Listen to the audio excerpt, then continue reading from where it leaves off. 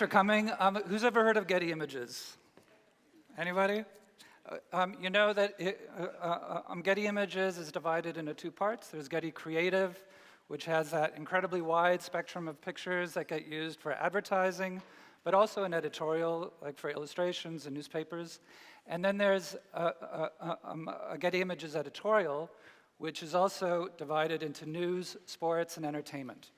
So, small correction, I'm in charge of Getty Images news in Germany, not worldwide.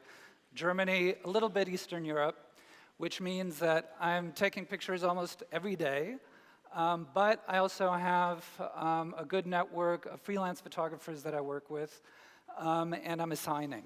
So my job is to figure out, mainly for the international market, but also we have a wide range of clients now in Germany. So at least what's of national news interest internationally and in Germany, and what kind of pictures are we going to produce. So I'll launch right into it. The biggest news event by far in 2016 was the attack in Berlin at the Christmas market. So it was a Monday. I'd been out all day shooting.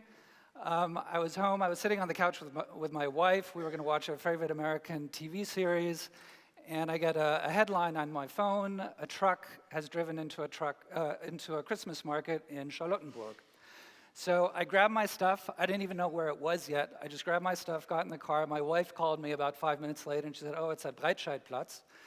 And so this is what I found. So when something like this happens, you know, this is of international news everywhere, of international interest everywhere. So there's a huge pressure to get pictures out as quickly as possible. So I got there, I parked like 300 meters away. The first thing I saw was some ambulances. I took a few pictures of that. I sent those pictures already from the camera to London, where there was a colleague who was going to caption them and send them out.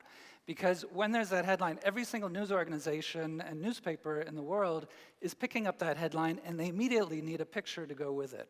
So even if those initial pictures of the ambulance, you know, wasn't that big a deal, at least they already had something. So anyway, this is probably like within the first half hour that I was there. At first, the police kept us very far. I couldn't even see the truck. Here's the truck. After a little while, they let us get closer. So we just, you know, and by then there was a lot of media present. So we just stayed there. And this is what we saw through the course of the evening. The truck had driven a bit from the right. It only went through maybe 100 meters of the market and then got stuck. But it did a horrific damage. I think 8 people were killed at the Christmas market, another 50 injured. Injured people were being taken away. There were initial investigations happening. This is one of the stalls at the market that was just flattened by the truck. And you can imagine there were probably people inside. Through the course of the evening, of course, there are a lot of people coming by. I mean, this is right in the middle of Berlin. People are curious.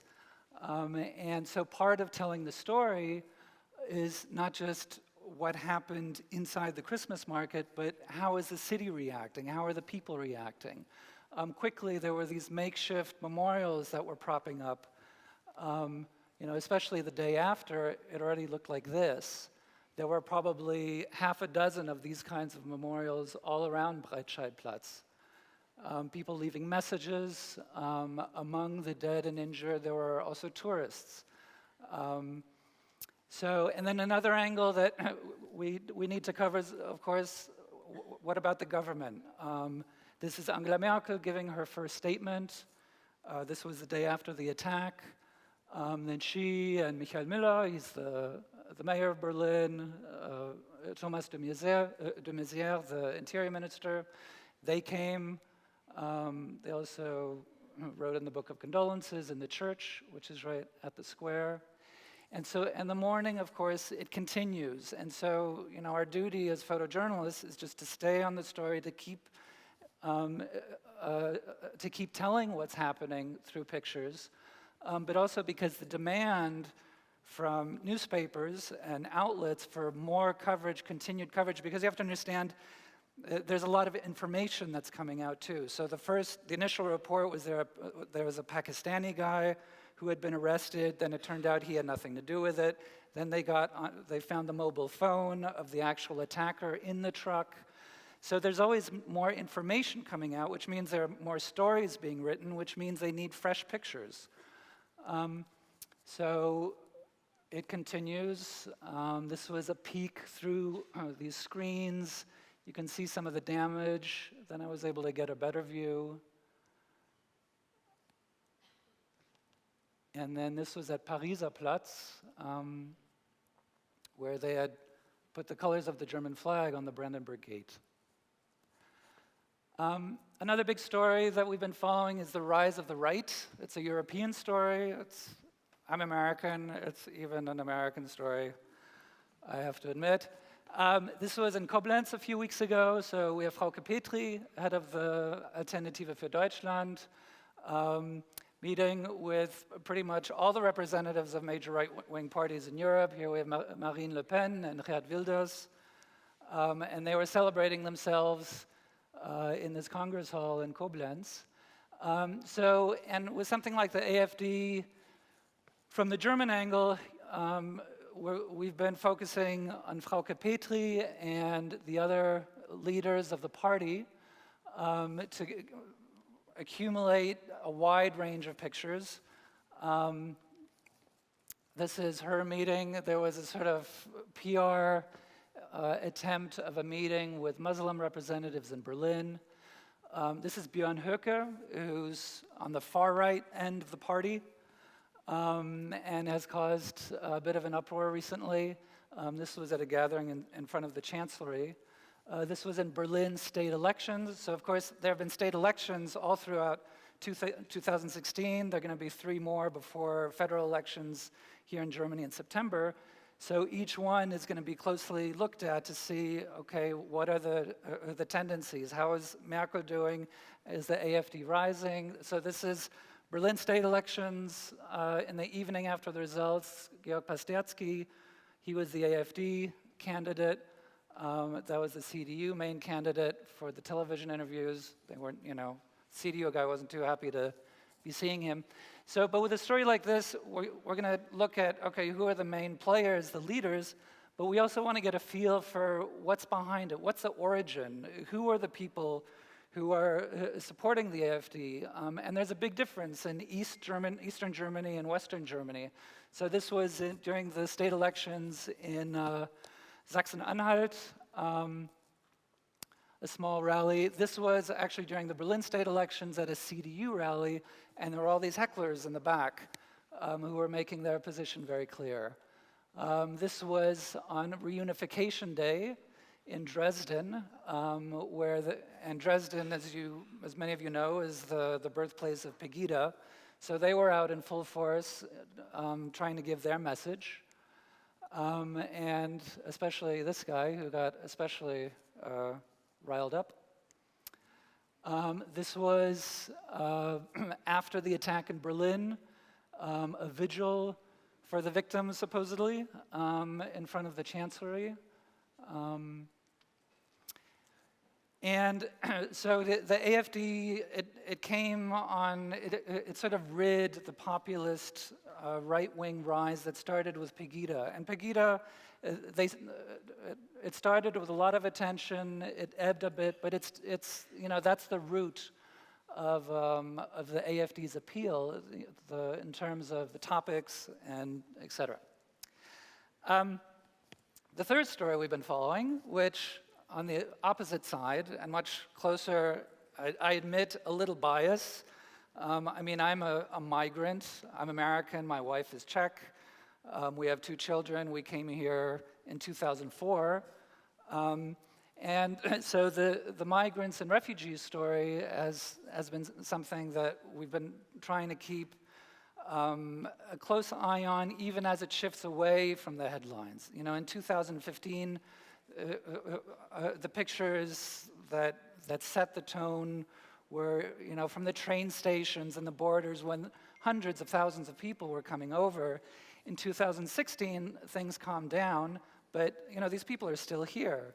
So we want to show, okay, what's happening to them? What's the situation?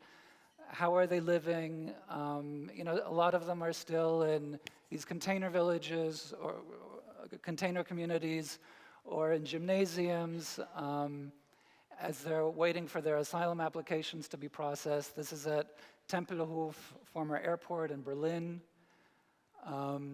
This is also in Tempelhof. It's actually with a drone. I was able to fly the drone in the hall. And the whole process of integration. I mean, Germany has been very active in language instruction, in getting children into the welcome classes, also with job training. This is an effort by Deutsche Bahn. They have a training program in electronics and mechatronics to try to help people, to help the migrants get ready for the job market.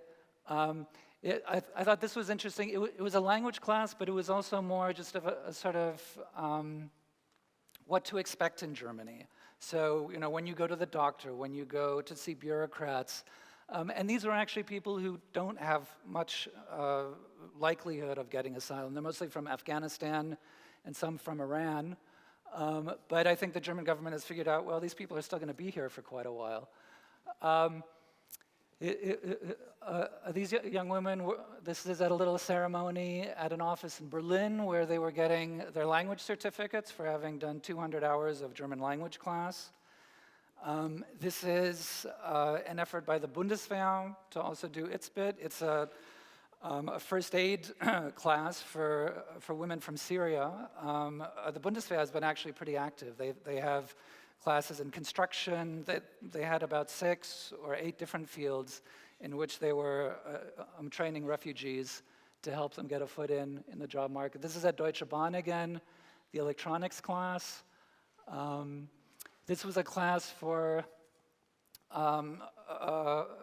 refugee women who have no experience with computers. Just the basics, it's essential. It's an essential part of integration. And it's a skill that they need. And it's always nice, too, to see the instances where the refugees and locals are coming together. This was in a suburb of Berlin. Every Tuesday, there's a little info cafe. And it's just people from the neighborhood, a lot of retirees who come and have really sort of adopted some of the refugees to help them get through the bureaucracy. This is the Archbishop of Berlin, who was blessing a shelter. This was only a couple weeks ago, just outside of Berlin. And this is the Interior Minister again, Thomas de Maizière, who was visiting the class of the people who don't have such a good chance of getting asylum, but are still getting skills, with chatting with a young woman from Iran. And of course, we have to show, well, what's the reaction been? And the reaction hasn't always been positive. This was a hotel that was slated to be a refugee shelter in Bautzen in eastern Germany, which locals, they did their best to make sure it does not become a shelter. So, as I mentioned, our main goal is to cover the news in Germany that's of international interest. So, of course, someone like Obama coming, well, we've got to cover that as best we can. The first picture there was from Hanover. He went to the trade fair, and then he came again in the fall. Met with Merkel and with other European leaders. And so, a picture like this, that's the more sort of classic picture that's likely to run in the newspapers the next day. But we also look for other ways of just a different kind of visual language. So we also go with something like that. That's just coincidence that the photographer got both flashes coming in, but it made for a beautiful picture. Mutti, now she's the so-called leader, the last leader of the free world. So we've got to keep a special attention, especially this year, because there are going to be elections. So we've been keeping a close eye on events that seem interesting, where we can get fresh pictures. This was actually in Warsaw at the NATO summit with Mr. Erdogan, and this picture has become quite timely and useful again, given the current situation. This was in France, in Verdun, at the anniversary of the Battle of Verdun. This was on the campaign trail in Mecklenburg-Vorpommern during state elections there, just a selfie with a local. This was in Berlin at a French lycée, and some new budding fans. This was in Essen at the Federal Congress of the CDU. So here too, we're going to look, because something like this produces a lot of pictures. So you have to think, okay, what's going to run in the newspaper the next day? Well, it'll be something like this, or something like this, after she's been elected again as head of the party, and she's grateful. I think this picture actually did run on the front page of one German paper. Or something like this, she's happy, she's in control. But then we're also going to look, what are the pictures that maybe won't run tomorrow, but are useful for the long run? So this was on the stage. She just sort of she was going back and forth sometimes, and she paused for a moment.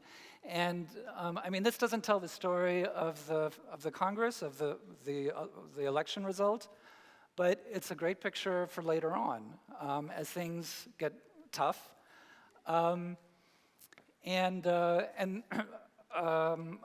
This picture happened at the very end. A lot of photographers had already left, and she was doing TV interviews and just going from broadcaster to broadcaster, and it was perfect light. So we got that.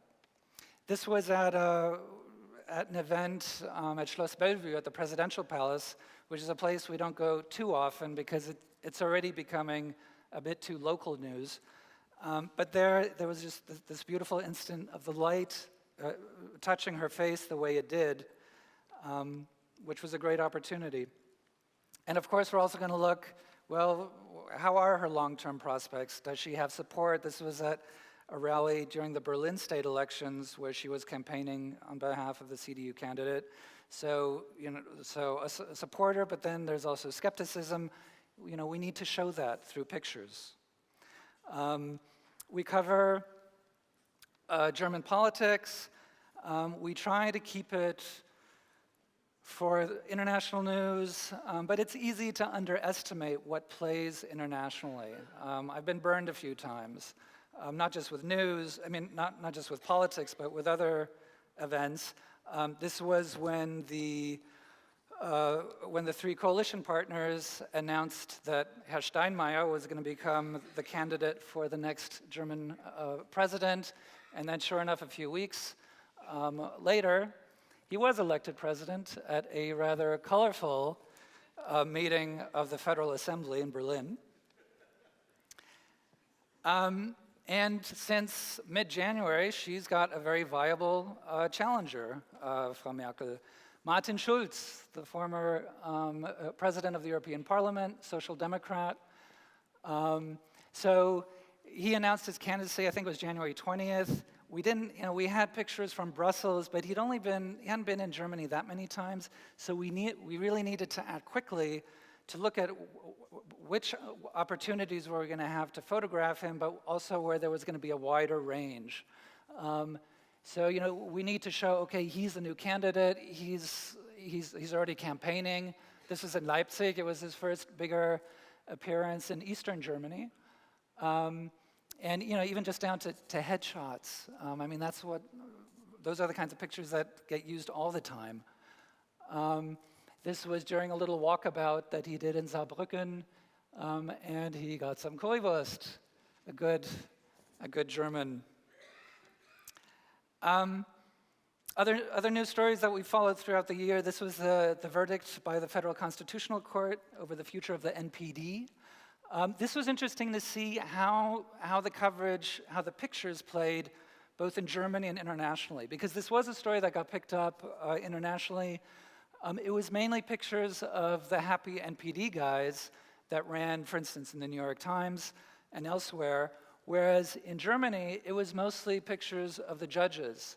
I suspect it's because of a certain political correctness that, we don't want to give the NPD undue attention, so we're not going to show them.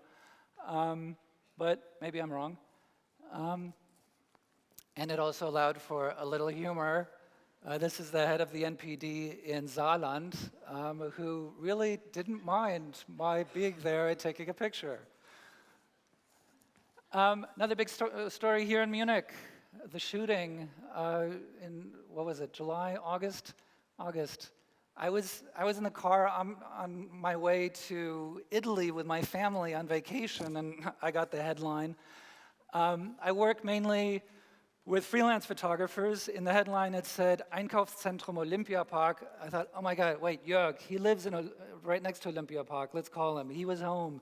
He got on his bike.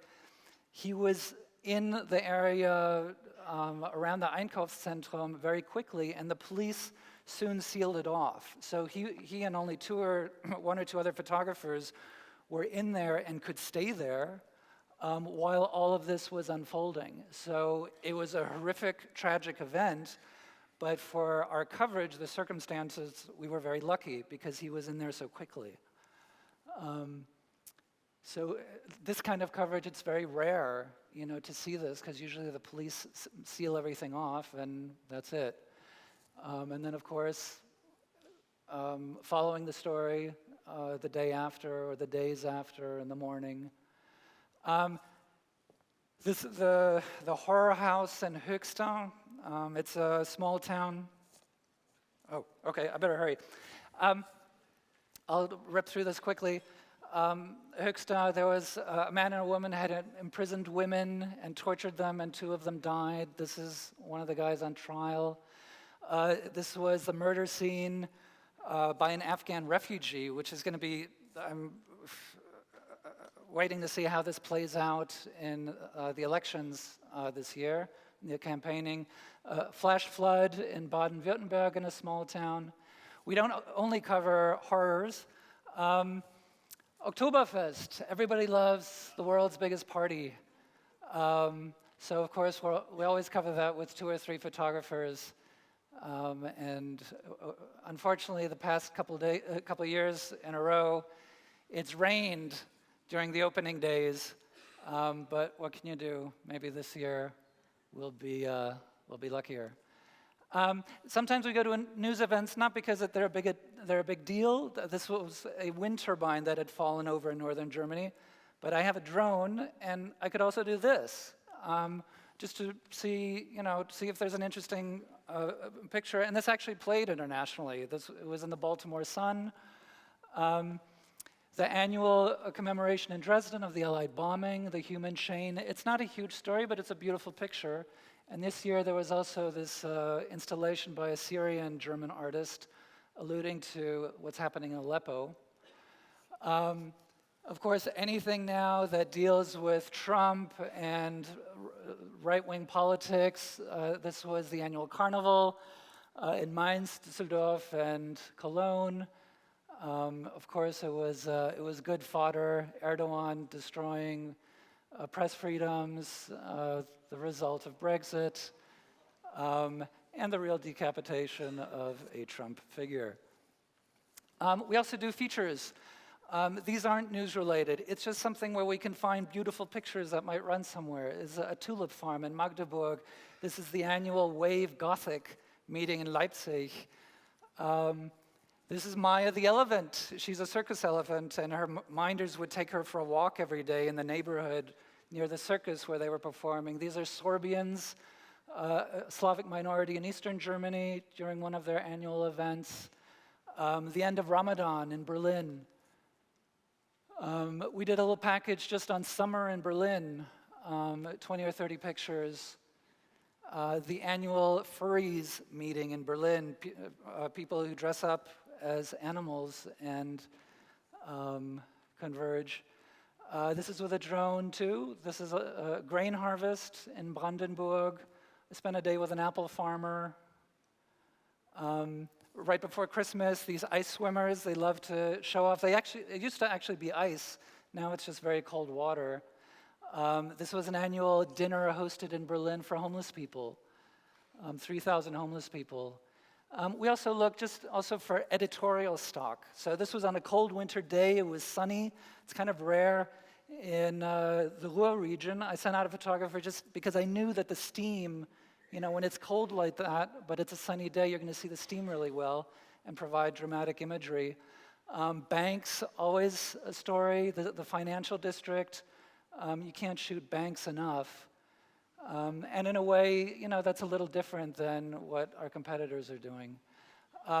Martin Luther, it's the 500th anniversary, I got it, 500th anniversary of him nailing his theses to the church doors. It actually kicked off with the 499th anniversary in October, so it's running all year.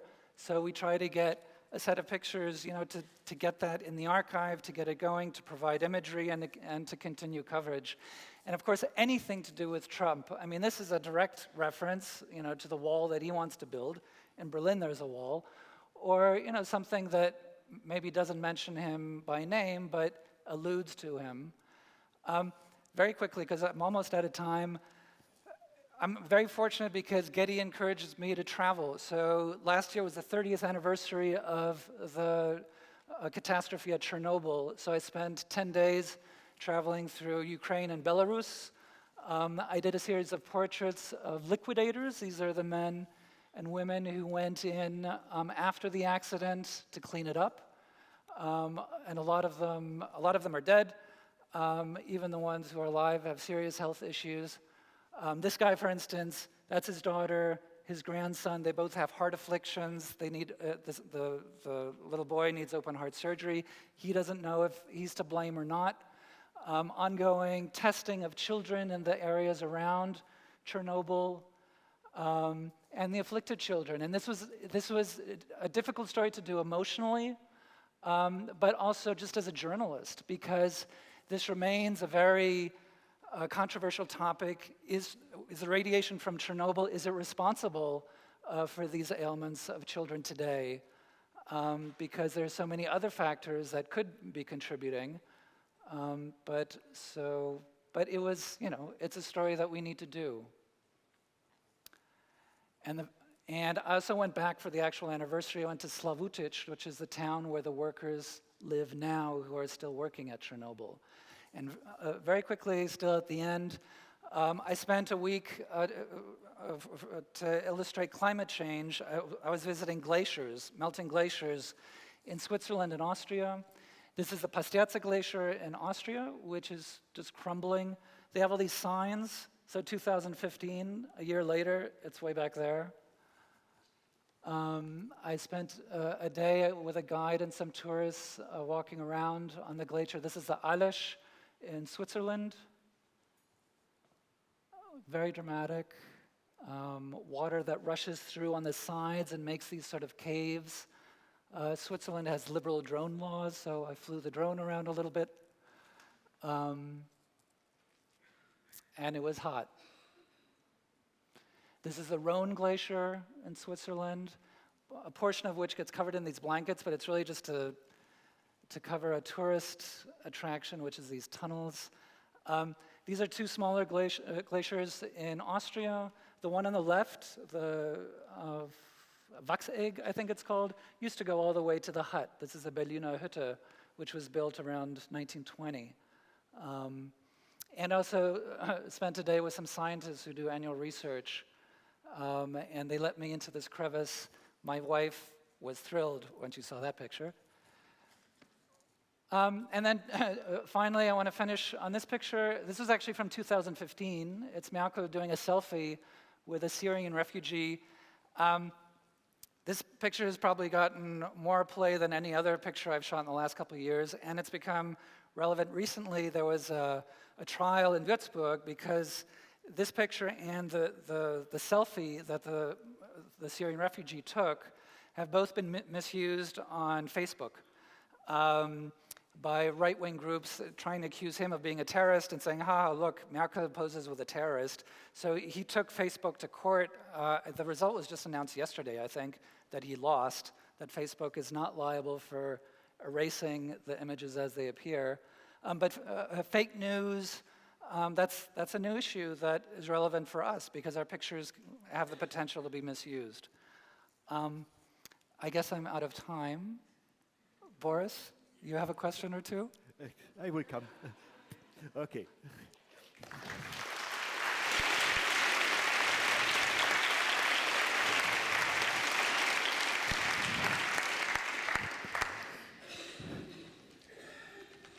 German oder English? Egal, wie du möchtest. Okay. Mir geht es immer noch leichter in Deutsch. Okay. Und ich weiß, du bist perfekt in Deutsch. Danke. Ganz lieben Dank. Das war das, was ich mir erhofft habe, dass man sieht, wie funktioniert eigentlich die News-Maschinerie im Bereich Bild. Und du hast eine unglaubliche Bandbreite gezeigt, also von wirklich diesem klassischen politischen Bild mit Kanzlerin Merkel und bis hin zu jetzt diesen Gletscherbildern, wo es um eine längerfristige Geschichte geht. Wo verkauft ihr dann so etwas wie diese Gletscherserie? Das wird sich langfristig zeigen. Ich meine, das Thema Klimawandel, das kommt immer wieder vor. Und es ist ein Versuch, unser Archiv damit aufzubauen, aber auch journalistisch an ein Thema dran zu gehen, dran zu bleiben, auch wenn es nicht jeden Tag in den Headlines vorkommt.